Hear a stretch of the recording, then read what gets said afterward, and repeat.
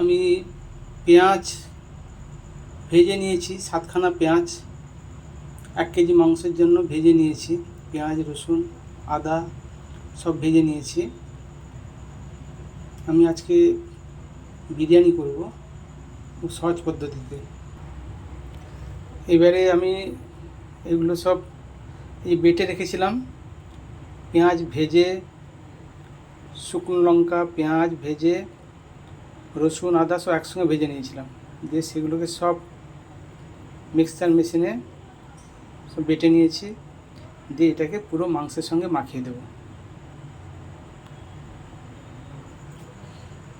এইভাবে পুরোটা মাখিয়ে নিয়েছি।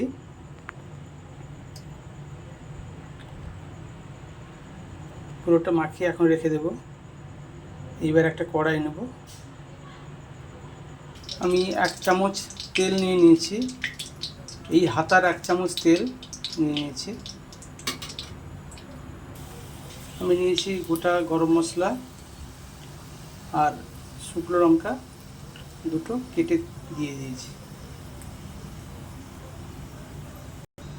সুন্দর একটা সেন্ট বেরিয়েছে। এইবার আমি ওই মাখানো মাংসটাকে এর উপর দিয়ে দেবো। এইবার আমি আস্তে আস্তে করে এগুলো নাড়বো, উল্টে পাল্টে দেবো।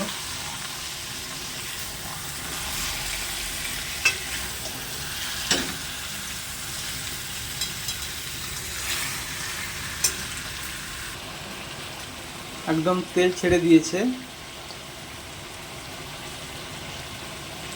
মাংসটা প্রায় হয়ে গেছে। আমি এখানে মাংস রান্না করার অল্প একটু ঝোল নিয়েছি,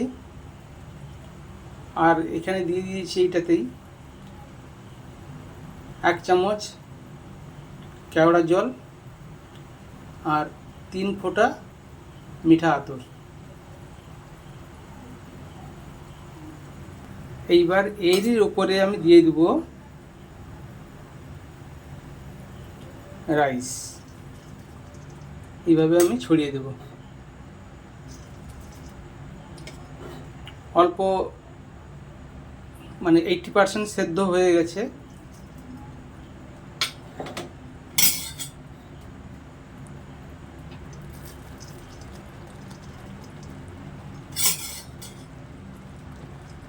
আর বাকিটা হয়ে যাবে ঢাকা দিয়ে সেদ্ধ। সুন্দর করে এগুলো করে দেব, এর মধ্যে ছড়িয়ে দেব। এইবারে এখানেই আমি লেয়ারিং করে দেব এরই উপরে। খুব সহজ পদ্ধতি, যে কেউ ঘরে আরামসে করতে পারবে। এইভাবে মাংসগুলো এর উপরে সাজিয়ে দিয়েছি পরপর। এরপর দিয়ে দিলাম আলুগুলো, দিয়ে দিলাম ভাজা আলুগুলো। সেদ্ধ করে রেখেছিলাম আগে, তারপর ভেজে নিয়েছি। এই আলুগুলো দিয়ে দিলাম। এরপর আবার লেয়ারিং করব এর উপরে।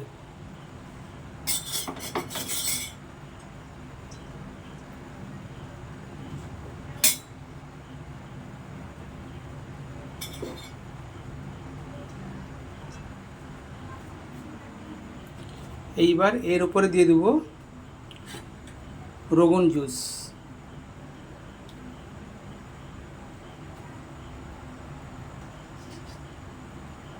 আমি আগে থেকে রোগন জুসগুলো বের করে রেখেছিলাম, সেই রোগন জুসগুলো এর উপরে দিয়ে দেব।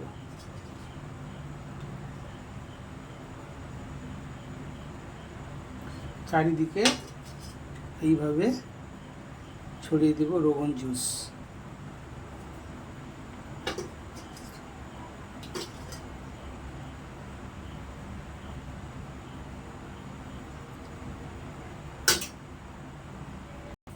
এইবার এর উপরে দিয়ে দেব ঘি।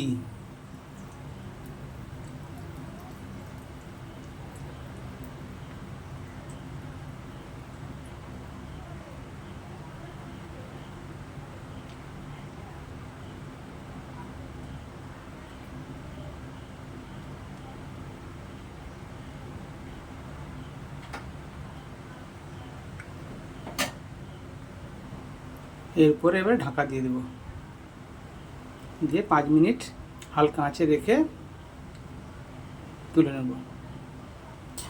হ্যাঁ, আর একটা জিনিস দিতে বাকি রয়ে গেছে, যেটা হচ্ছে বিরিয়ানি মশলা।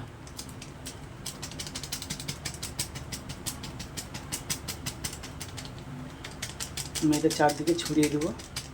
এই বিরিয়ানি মশলাটা দিলে একটু সেন্ট হবে আলাদা টাইপের।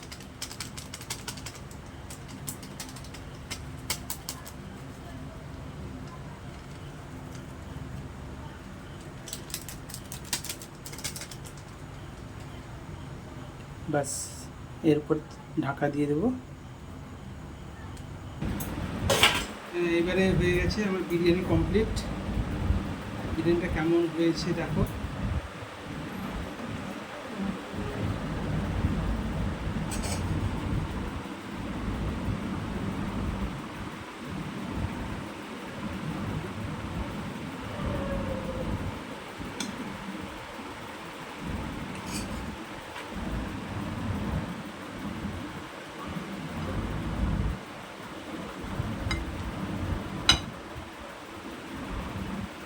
বিরিয়ানি কমপ্লিট।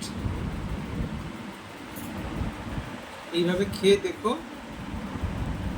খুব সহজ পদ্ধতি।